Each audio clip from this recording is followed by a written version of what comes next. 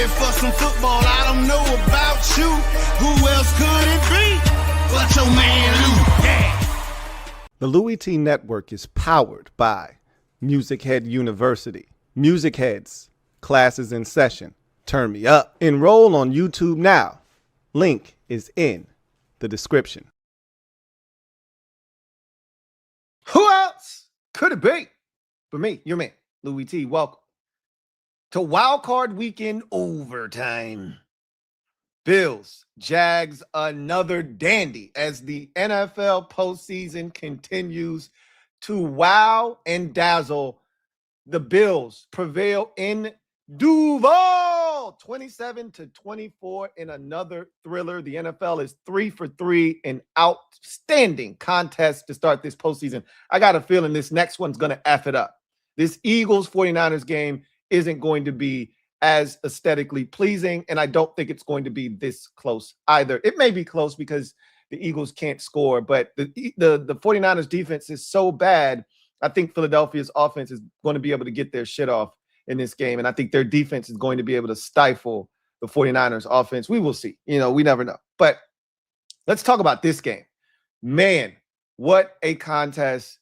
We start with the Bills on this one. They advanced to the divisional round, and I saw Jim Nantz put the disclaimer in, like, hey, anybody trying to discredit Josh Allen for this potential postseason run, kick rocks, because there's no Burrow, there's no Mahomes, there's no Jackson. He's beat all three of them in the regular season to get to this point. I don't give a shit who's in the playoffs, who ain't in the playoffs. Josh Allen needs a Super Bowl. And I talk about Matthew Stafford yesterday, and if they win the Super Bowl, you look back on that game against Carolina, it's survive and advance, and that could be their toughest game, right? Same here with Buffalo. Again, they're going to have to find a way to win on the road. More likely than not, they won't get a home playoff game being the 6th seed. You just never know how things shake out. But this was a big one. Jacksonville was game, and I don't think a lot of people understood just how good Jacksonville's defense had been all season long. So for Allen to do what he did, and I thought he played one hell of a football game because he took what they were giving him. He didn't try to press. Trevor Lawrence tried to press, and it's why he threw 2 picks, including the game clincher and the backbreaker. He pressed. Allen never put the ball in harm's way in this game. There wasn't one time when you went, whoa, that was close to being picked off. At least I can't recollect. There may have been a pass that he put into tough, tight coverage, but for the most part, it felt like, I think the Gabe Davis one, that was in Gabe Davis's hands, the one he got hurt on. That was a great throw by Allen. He was spectacular in this game. What did he end up? I think he missed maybe 6 or 7 passes. 28 of 35 for Josh Allen for 273. 7 incompletions against this Jaguars defense that had been outstanding this season. A touchdown, no interceptions. And this is a guy that did this. Remember, he had the ankle injury that he sustained against the Cleveland Browns in week 16. He was dealing with the hand that he injured in this game.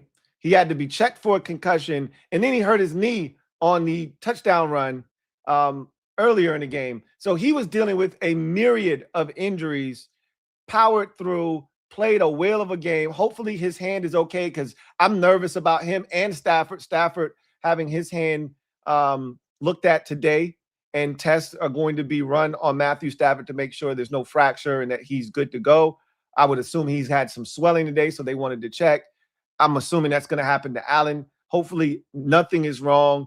I don't think it's broken or anything like that. If it were, you know right away. You wouldn't be able to finish the game. But I hope he's all good because he was fantastic.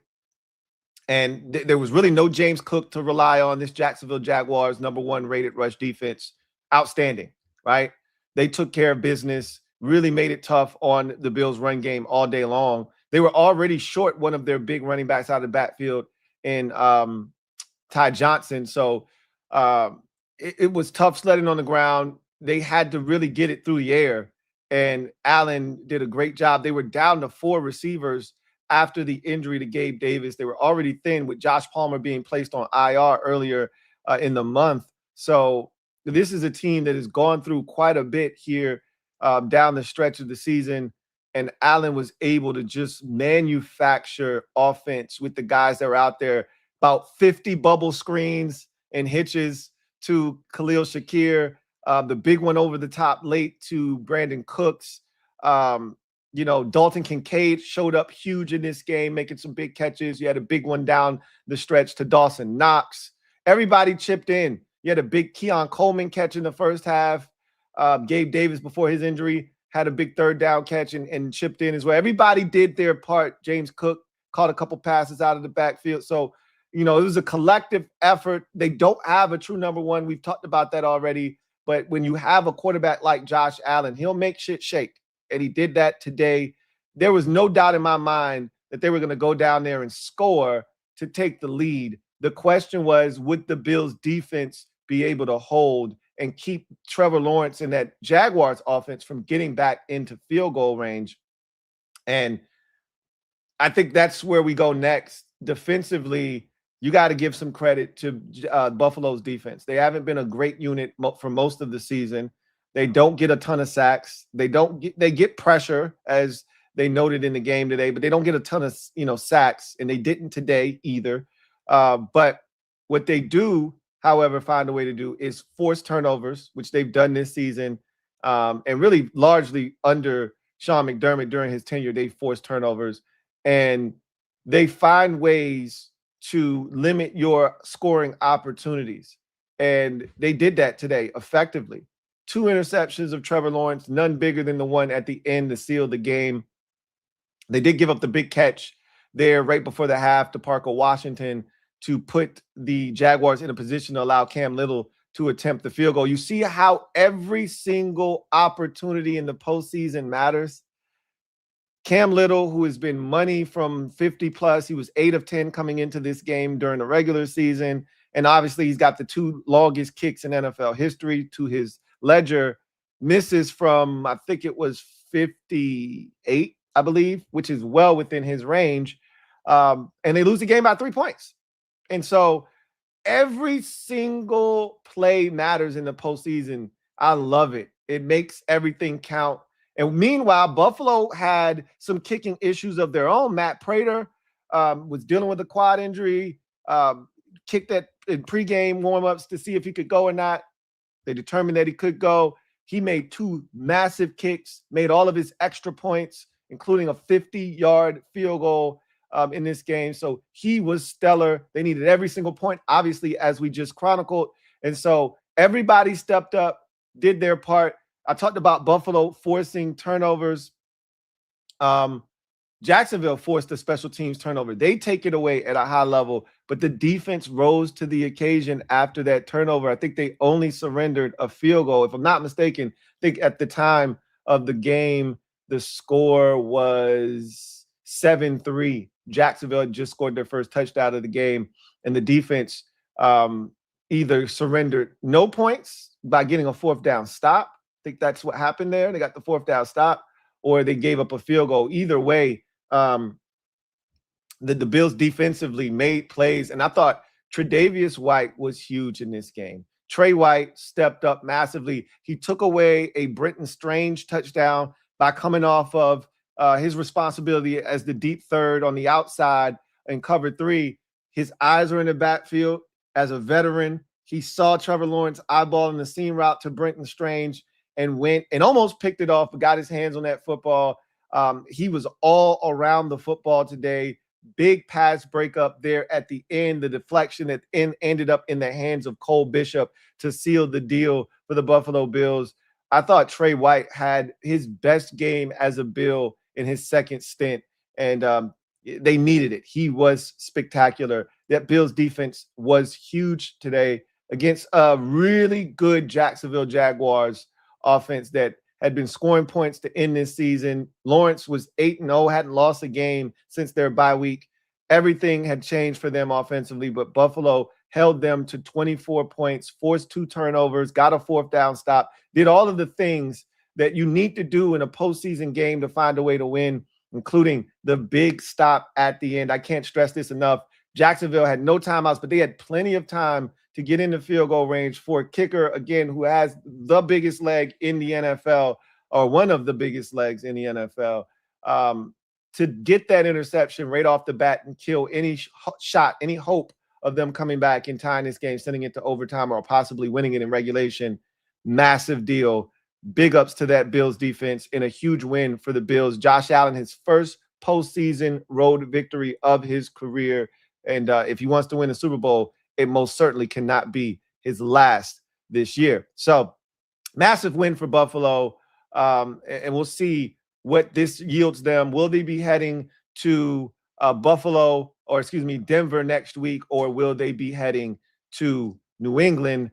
Only time will tell. We'll see what happens later on tonight as the 2-7 do battle in Foxborough with the Chargers and Patriots. But you get to the other side of the football, or the other sideline rather, and you talk about Jacksonville. What a season, what a year it was for Liam Cohen, his first year over from Tampa Bay as the head coach. Started off really fast, then had a little bit of a slog there in the mid portion of the season, then got red hot late, and this team started to believe. They almost captured the 1 seed, ended up with the 3 seed in the AFC, and the offense was humming. The defense was a huge catalyst. One of the teams that produced the most turnovers in the league this season. The run defense, number 1, as they stated all game long. And you saw that number 1 rated rush defense on display. They shut down the Bills' rushing attack that was number 1 in the National Football League. James Cook had no space to operate today. So they did their part.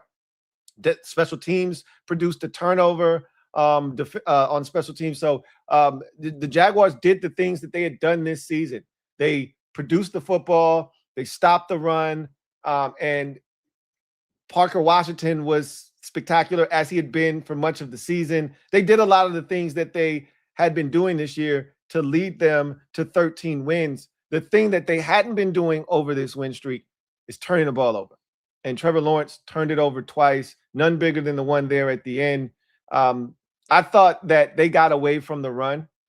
They were averaging over 8 yards a carry in the first half. The Bills had no answers for the ground game. And I honestly believe that they could have run it a little bit more. And even at the halftime break, when Tracy Wolfson talked to Liam Cohen, he said, we just got to get back to the run game. We got to go back to being balanced. Like, we're averaging 8 yards a pop on the ground. I don't think Bashal Tutin got a carry in the second half. He gashed them on that one drive. And I don't think he got a second half carry. They gave Allen one of the carries in the second half. I don't think Bashal Tutin touched the ball in the second half. I could be wrong. He might have got one carry. I don't think he did, though. And so I'm shocked that they didn't run it a little bit more with the success that they were having, mix in a little bit more of the run. But truth be told, they did a good job of covering, did Buffalo, Britton Strange. He's a guy that they love to get the football to, and they struggled to get him involved. They couldn't get Jacoby Myers involved. It felt like they had tight coverage on him for the better part of the day. The first third down of the game, they threw it. Trevor Lawrence threw it to Jacoby Myers, and they were able to break that up. Obviously, the last play of the game that got picked off, he was strapped up by Trey White, and it got picked off. So they struggled to get the ball to their playmakers other than Parker Washington in this game. They really struggled to produce a real healthy, hearty pass game, which is something they had really thrived at this season. So that was something that was very noticeable watching this game unfold. Also, when you think about Jacksonville and everything that they were able to do this year, I was really surprised that they weren't able to get something vertical over the top, something explosive. They had some chances. I saw one that got batted at the line of scrimmage by Benford, that if he doesn't bat that ball, he's throwing it to Britton Strange up the sideline. I think that one has a chance to go for big yardage over the top, up the sideline. But they had the Parker Washington catch down the field on the post. But I thought there would be more of those opportunities against this Bills defense. More chunk plays, more big plays on this Bills defense that had given it up this season. And again, I thought there would be opportunities on the ground for some chunk plays. Watching teams like Tampa Bay have massive success running the football against this Bills defense. So many teams had success with the ground game against Buffalo. So many teams had success with explosive plays against Buffalo. I was shocked. You remember the Atlanta game against this Buffalo Bills defense. So many other games where they struggled with explosive plays being given up. I thought that they would have more opportunities for explosives. And that's what Jacksonville had done this season, is have explosive plays. And also, I thought Trevor Lawrence's legs would be a bigger factor in this game, and they really weren't. You got to give Buffalo credit. They have been one of the teams this season that have been torched by mobile quarterbacks. To see Trevor Lawrence not be able to have the type of day that we're accustomed to seeing him have as a runner, very surprising. But again, you have to give Buffalo's defense the credit that it deserves. They did a good job of neutralizing Trevor Lawrence and his legs in the run game and forced him to really beat them with his arm. And he wasn't able to do that adequately. That said, Lawrence didn't play terribly. He played well in this game, but not well enough. The 2 turnovers were backbreakers. The run on the 4th down and him diving, he should have gotten that first down. There's no reason for him to not have gotten that first down. There was enough space and opportunity there for him to find a way to get the first down, and he went down just a little too soon and was contacted by the Buffalo defender, and he was short. Those are again, it's a very small margin in the playoffs, right? Regular season, you may be able to overcome that, come back and win the game. Playoffs, small margin. That the difference between his knee being down right there and him getting the first down, the difference between Cam Little making that field goal before the half, which you could argue that ball was not snapped before the time expired, and maybe the ball don't lie, right? But the difference between making that field goal and missing the field goal is the difference in winning and losing in the postseason. And the Jags didn't make enough plays. They just simply did not make enough plays in this game. Defensively, when they needed to stop, they couldn't get it. Offensively, when they needed to put the ball in a position to kick the field goal, they could not do that either. And then special teams, when they needed to make a kick from 58 yards, couldn't do it. And so those little things add up. You turn it over twice, you miss on a 4th down, you miss a field goal. We talked about those same things yesterday with teams missing out on opportunities and missing chances to push the opponent away and create distance. You miss out on those opportunities, they usually come back to haunt you, and that's exactly what happened in this game to the Jacksonville Jaguars. A hell of a season, one that you can build off of, but it stings right now because you allowed a golden opportunity to slip through your fingers. And like Tony Romo said, I don't think a lot of people were giving Jacksonville the chance to win the AFC and play for a shot at the Lombardi, but they were as good as anybody on that side of the bracket. They were not a fluke this season. Trevor Etienne, problem. Trevor Lawrence had been so good.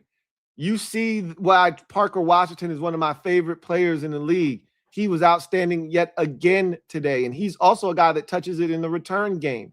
That defense is ferocious. They fly around. They were hitting today. They were tearing Josh Allen's ass up.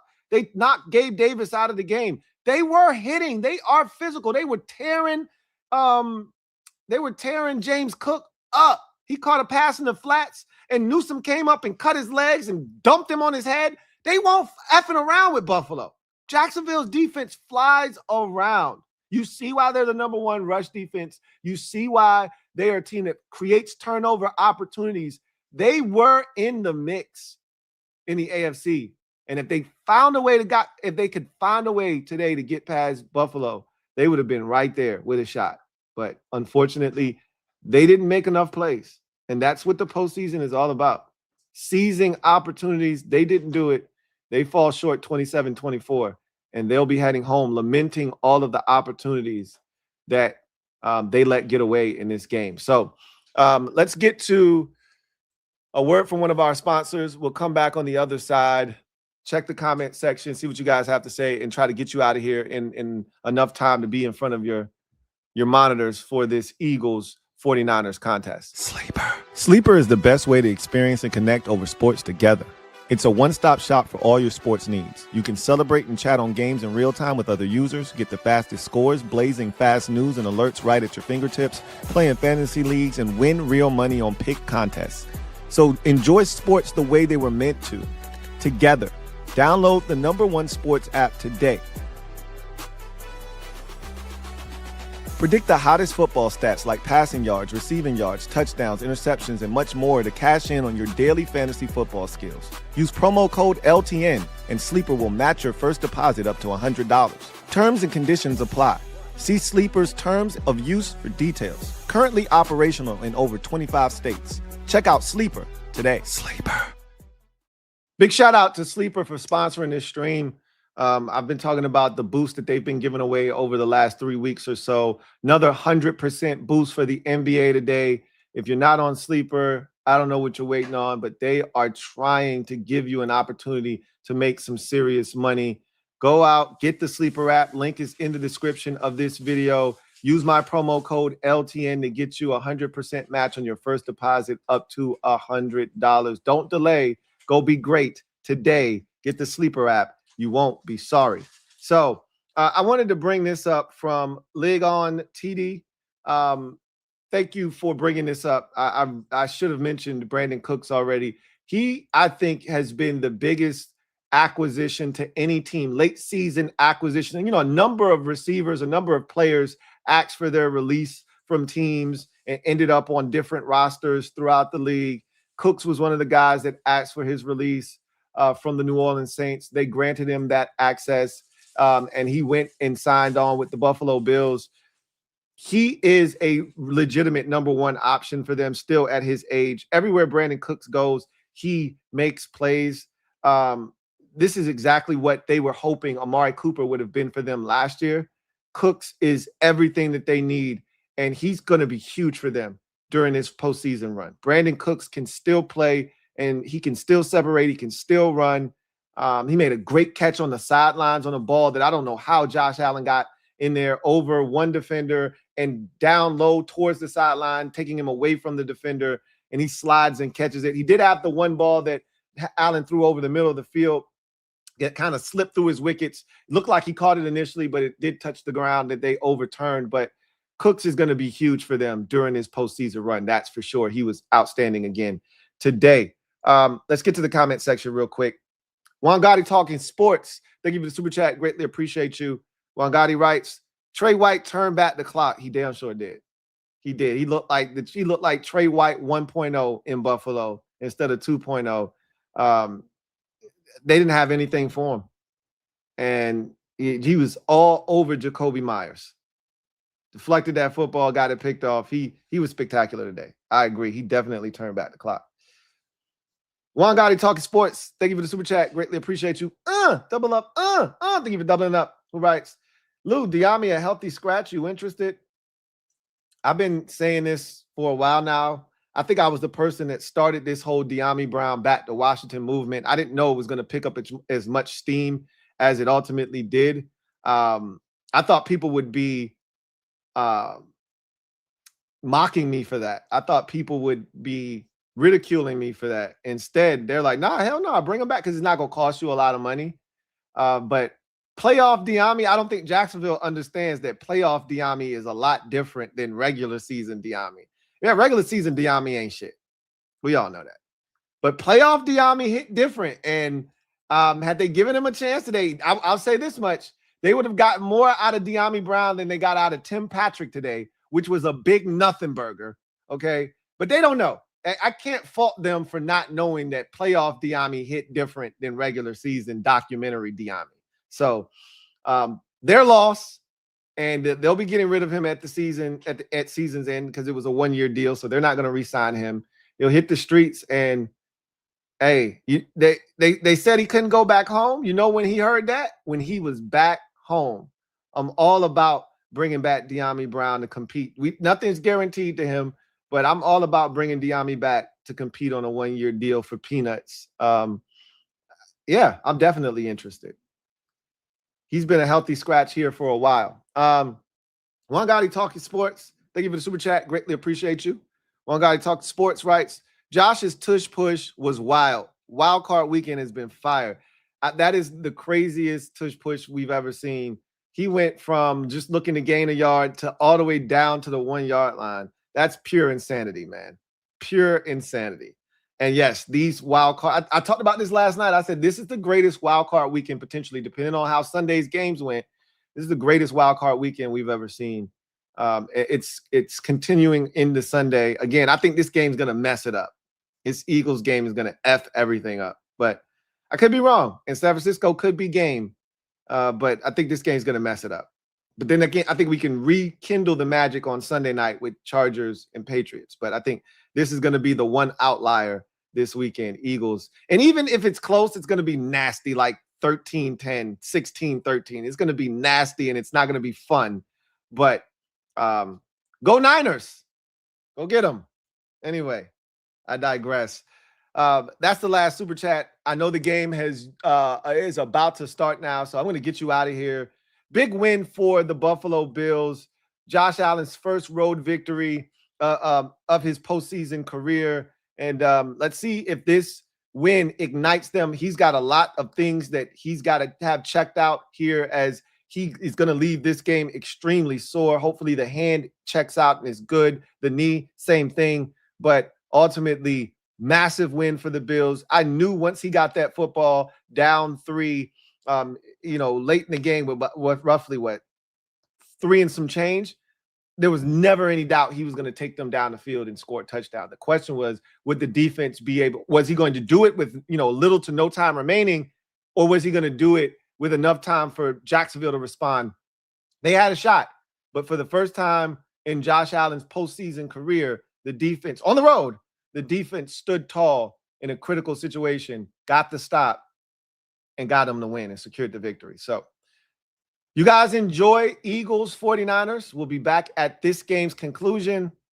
Hopefully we'll be talking about a 49ers win. If not, we'll be talking about the Eagles taking on the Los Angeles Rams next week.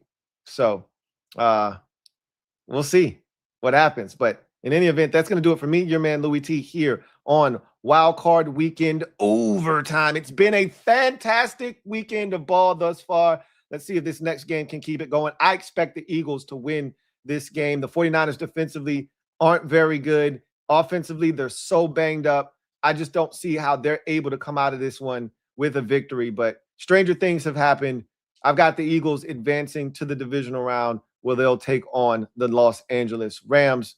We'll talk about it after this game meets its conclusion. Until then, I'm your man Louie T signing off. Have a good one. Enjoy the game. I'll see you in a bit. Peace.